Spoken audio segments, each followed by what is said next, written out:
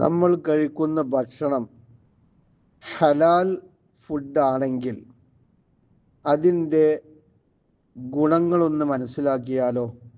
ആരാധനാ സൗകര്യമാണ് ആദ്യമായി ലഭിക്കുക. മഹാന്മാർ പറയുന്നുണ്ട്, ഒരാൾ ഹലാൽ ഭക്ഷണം കഴിച്ചാൽ അവൻ്റെ അവയവങ്ങൾ അവൻ്റെ താല്പര്യത്തിന് നിന്നു കൊടുക്കുമെന്നാണ്. മറ്റൊരു മഹാൻ പറയുന്നു, ഹലാലായത് ഭക്ഷിക്കൽ ഏറ്റവും പ്രധാനമായ അടിസ്ഥാന കാര്യമാണ്. ആരാധന വിശുദ്ധമാകുന്നതും അതിൻ്റെ ഗുണം പ്രത്യക്ഷപ്പെടുന്നതും ഹലാലായ ഭക്ഷണം കഴിക്കുമ്പോൾ മാത്രമാണ്. ആരാധനയുടെ അടിസ്ഥാനവും അതാണ്. അടിസ്ഥാനം നന്നായാലല്ലേ ബാക്കിയുള്ളവയും നന്നാവുകയുള്ളൂ. പ്രാർത്ഥനയുടെ സ്വീകാര്യതയാണ് മറ്റൊരു ഗുണം. ബഹുമാനപ്പെട്ട സഅദ് റളിയല്ലാഹു അൻഹു പ്രാർത്ഥനാ ഫലമുള്ള ആളായിരുന്നു. അതിന് കാരണമായി പറയുന്നത് എന്താണ്?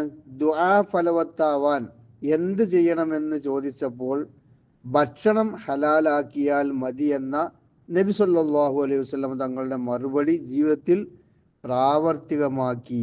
അതാണ് കാരണം. സന്താന നന്മയും ഒരു ഗുണമാണ്.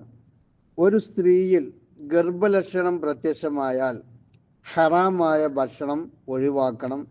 അതുപോലെ ഹലാലെന്ന് ഉറപ്പില്ലാത്ത ഭക്ഷണങ്ങളും ഒഴിവാക്കണം.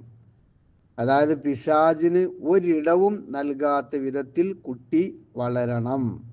മറ്റൊരു ഗുണം, തത്വജ്ഞാനവും ഹൃദയപ്രകാശനവും അതിലൂടെ ലഭിക്കുന്നു. 40 ദിവസം ഹലാൽ മാത്രം ഭക്ഷിച്ചാൽ അയാളുടെ ഹൃദയം പ്രകാശിതമാകുമെന്നാണ്. ആ ഹൃദയത്തിൽ നിന്നും നാവിലേക്ക് തത്വജ്ഞാനങ്ങൾ ഒഴുകിക്കൊണ്ടിരിക്കും. പ്രപഞ്ച പരിത്യാഗ സ്വഭാവമുള്ള ആളായി മാറും. സിദ്ദീഖുകളുടെ പദവി ആഗ്രഹിക്കുന്നവർ ഹലാൽ ഫുഡ് മാത്രം കഴിക്കണം. ഒരു മഹാൻ പറയുന്നത് നോക്കൂ, ഹൃദയ നന്മ 3 കാര്യങ്ങളിലൂടെയാണ് ലഭിക്കുന്നത്. 1 ഹലാലായ കുറഞ്ഞ ഭക്ഷണം, 2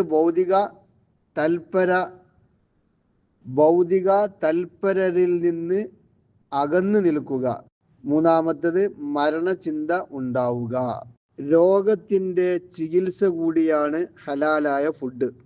ഡോക്ടർമാരൊക്കെ കൈയൊഴിഞ്ഞ രോഗികൾക്ക് ഹലാലായ പണം ഉപയോഗിച്ച് പാകം ചെയ്ത ഭക്ഷണം കൊടുത്ത് ശമനം പ്രാപിച്ച അനുഭവങ്ങൾ ഉണ്ടായിട്ടുണ്ട്.